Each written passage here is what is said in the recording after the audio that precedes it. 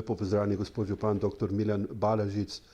Poletje je za nami, sicer ni bilo dolgo, bilo je pa vroče, skratka preživeli smo ga lepo, zagotovo, in zdaj je tukaj jesen in seveda s tem nove naloge, nove obveznosti. Pa zdaj morda, če narediva eno črto, pa ugotoviva, kakšno je bilo poletje v Moravčah, kaj vse ste počenjali, kaj se je dogajalo. Lahko rečem, da je bilo zelo malo dopusta, da smo čez poletje kar delali in da se to tudi vidi. Pravzaprav glavna novica, ki bi rad sporočil, je pravzaprav ta, da smo vendarle z neko intenzivno dejavnostjo uspeli od države, se pravi od Ministrstva za šolstvo, pridobiti še dodatna finančna sredstva in da imamo zdaj torej povsem zaprto finančno konstrukcijo za gradnjo šole. To pomeni, da bomo zelo kmalu začeli z gradnjo tega velikega prizidka, to je 6 novih učilnic, laboratoriji, zbornica, kabineti. Tisto, kar je pomembno, je tudi to, da bomo porušili staro telovadnico in na istem mestu zgradili večjo, skoraj športno dvorano za 300 sedeži, ki bo seveda namenjena našim osnovnošolcem, pa tudi prireditvam, ki se bodo odvijale v Moravški dolini. Tako da lahko rečem, da ta projekt gradnje šole in športne dvorane se odvija že s polno paro in bomo kmalu zasadili lopato. Kar se tiče doma starejših občanov, smo pripravili še zadnjo dokumentacijo, smo tik pred podelitvijo koncesije in zdajle pripravljamo to nadgradnjo gradbenega dovoljenja, tako da bo v domu več postelj, kot je bilo prvotno. Bomo kapaciteto povečali z 89 na 125 postelj in ko še to zadnjo oviro preskočimo, tudi začnemo z gradnjo. Zelo smo pospeševali tudi projekt obvoznice, to je nek tek čez ovire in zdaj smo nekje v zaključni ravnini in te dni imamo zadnjo to državno komisijo, ki bo potrdila ta projekt in potem se začne projekt umeščati v državni proračun, kot je pa državna investicija, občina samo pomaga. No in tudi tu smo nekje na ciljni ravnini, tako da optimalno pričakujemo začetek gradnje tam nekje leta 2023 z pripravljalnimi deli. To so recimo te velike zadeve, je pa še cel kup manjših, ki smo jih poganjali in ki se bodo videle. Morda samo navržem to, da smo tudi sprožili vse priprave za eno večjih investicij prihodnje leto, ki je pa na plečih občine. To je, da bomo v središču Moravč zgradili otroško igrišče, ki ga nujno potrebujemo. Seveda se je pa veliko delalo tudi na infrastrukturi, kar nekaj odsekov je bilo na novo asfaltiranih, dela se na vodovodih, skratka ta dela nemoteno tečejo, župan, kaj zdaj še čaka v bodoče mogoče? Res je, veliko cestnih odsekov smo ali že asfaltirali ali so pa tik pred zdajci, tako da lahko rečem, da se v prihodnjih dneh začenja sezona novih otvoritev in odprti. Otvorili bomo najprej začetek prenovljeno športno igrišče v Pečah, potem je tu nova cestna povezava med Križatami in Peškimi in Kadršami, potem je nova cesta na gori pri Pečah, potem je to nova cesta na Vrhpolju, nov odsek ceste proti Soteski, proti gradu Rožek, najbolj sem kakšen odsek pozabil, skratka, 6-7 odsekov je.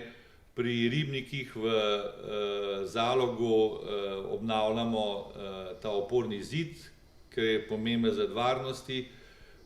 Prav tako smo pri koncu obnove te znamenite kapelice, ki smo jo prestavili na Grmačah.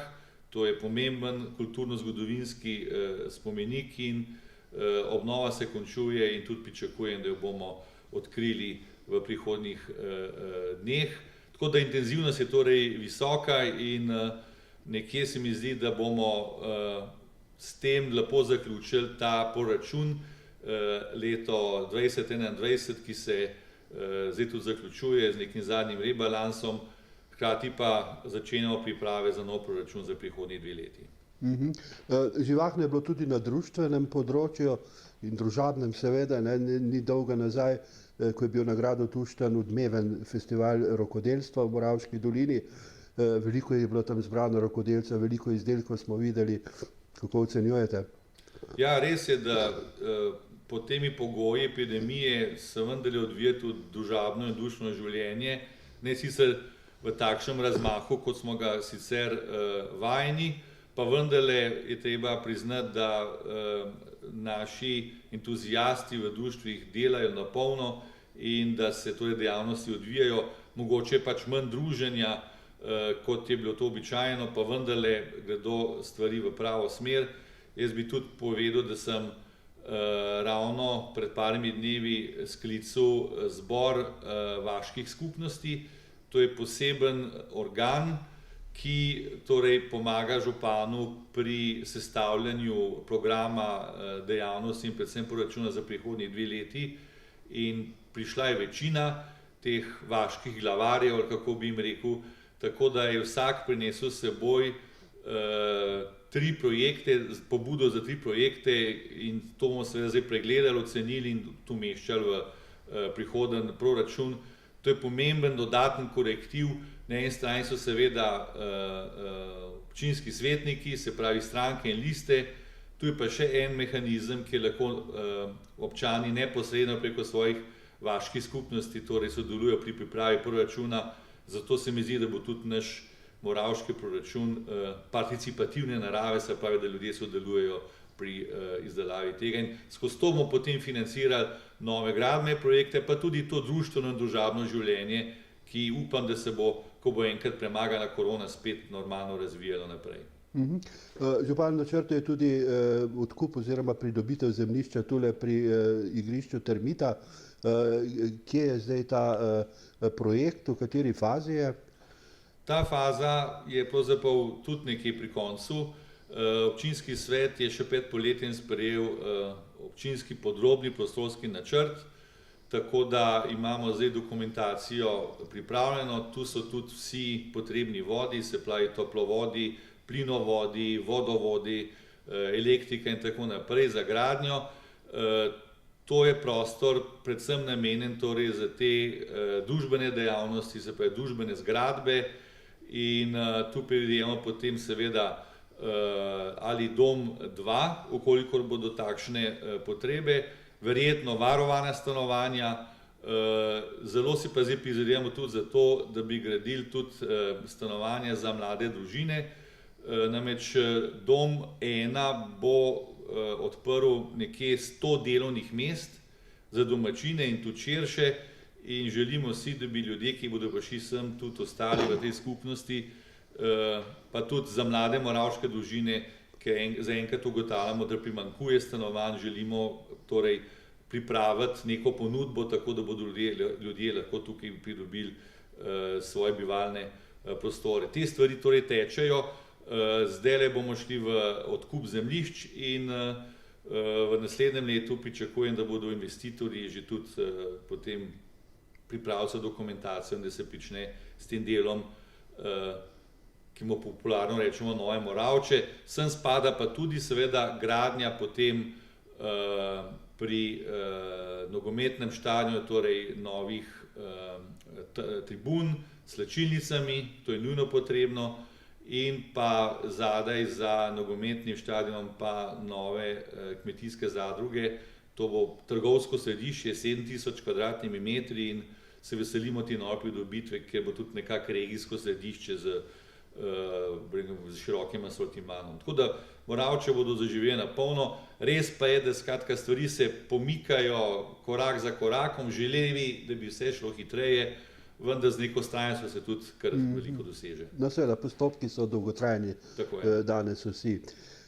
Župan seveda pa ne moreva mimo ekologije, torej mimo Termita in seveda vsega, kar se dogaja okrog, kar nekako vedno znova nekaj presenetijo z novimi postopki, z novimi deli, z novimi posegi, če rečeva, v naravno okolje.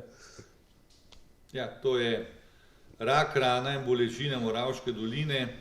Mi vztrajamo na tem, da torej se opravi sanacija Moravške doline, tega področja, deponij, da se torej zagotovi, da ne bodo te deponije še naprej zastrupljale niti tal, niti vode, niti zraka, da se skratka dejavnost podjetja nekako omeji in uskladi z obstoječimi zakoni. V tem smislu sem tudi pozval ministra za okolje in prostor, gospoda Vizjaka, da nas obišče in da se na lastne oči prepriča, kako izgledajo te deponije, kakšni so izcedki, kako se zakopavajo torej strupene nevarne snovi in da skratka deluje tako, kot deluje recimo v ljubljanski občini in skrbi za to, da se očistijo torej takšne snovi, ki so ogrožajoče za okolje in za zdravje. Tako da pričakujem, da torej bo država pri tem pomagala, hkrati sem pa zgrožen nad dejavnostjo vodstva podjetja, ki še naprej po eni strani torej na lastno roko vrta vrtine po področjih, ki ne bodo nikoli izkopane, ker bomo to preprečili, brez ustreznih dokumentov, brez soglasij, nezakonito, in zato tudi pozivamo inšpekcije, da tu seveda delujejo v skladu z zakonom. Morda bi dodal samo še to, da torej seveda bi želeli s Termitom se pogovarjati, Termit je ponujeno roko zavrnil, tako da bomo pač poskušali na druge načine zagotoviti, da nam to podjetje ne bo delalo takšne škode in v naravi in v zdravju ljudi. Zato skratka tu ne bomo opustili naših dejavnosti in naših prizadevanj. Župan, pa je sploh kakšna komunikacija v tem trenutku s Termitom? Komunikacija je samo preko sodišč. To pot so izbrali v vodstvu podjetja. Jaz sem želel, da se za tole mizo usedemo, za katero sediva in se pogovorimo in si pomagamo in najdemo skupne interese. Lahko vam povem, da v tem trenutku je Termit vložil proti meni že 17. tožbo, nekaj jih je že padlo, tudi vse ostale bodo doživele podobno usodo. To ni način komunikacije. Jaz mislim, da mora to vodstvo podjetja enkrat priti k pameti in naj neha zapravljati ogromna sredstva za plačilo odvetnikov in za te tožbe, ki nimajo nobenega smisla in ne bodo pripeljani nikamor, samo burkajo ljudi in hkrati po drugi strani naj ta sredstva rajši namenijo za višje plače zaposlenih, kajti plače niso ravno visoke v tem podjetju. Tako da bi pozval to podjetje, da preprosto se naj pride k pameti in ne začne sodelovati z lokalno skupnostjo, kajti proti lokalni skupnosti, proti občini Moravče to podjetje ne more uspeti in tudi ne bo uspelo. Župan, kako pa je s stanjem korone? Nismo jo nič omenila danes, še vedno je popularna namreč. Četrti val se je dotaknil Moravč. Se je, tako da tudi pri nas narahlo raste število okuženih, ni še doseglo tistih ravni, kot smo jih imeli v tretjem valu. Sprejemamo te ukrepe, deloma v skladu z državnimi, deloma sami poskrbimo za to, da recimo s 1. septembrom smo znova tako rekoč zaprli občino za obiske, ti morajo biti najavljeni in seveda pod temi pogoji, ki so predpisani za čas korone in epidemije. Tako da poskušali se bomo boriti z vsemi močmi proti temu četrtemu valu in na koncu uspeti, da ne bo še kakšnega 5. vala. Sam bi pozval občanke in občane naj se vendarle cepijo, tisti, ki se še niso, kajti cepljenje nam omogoča vsaj približno normalno življenje. Dokler bo necepljenih več kot polovico, je to še vedno tveganje in zdi se mi, da je bolje, da sprejmemo nase manjše tveganje, to je cepljenje, kot pa torej to, kar se sicer obeta tistim, ki so necepljeni. Jaz sem sam dal lani to bolezen skozi in jo ne bi privoščil tudi svojemu političnemu nasprotniku. To je nekaj, kar pač Slovenija ne pozna in tisti, ki so necepljeni in še niso preboleli, ne se grejo cepiti in bodo na varni strani te korone in epidemije. Da s temi vašimi željami in nasveti seveda zaključim najin pogovor. Mi da se vidiva prihodnjič, do takrat vam želim uspešno delo še naprej. Vse dobro, ostanite zdravi in nasvidenje. Najlepša hvala.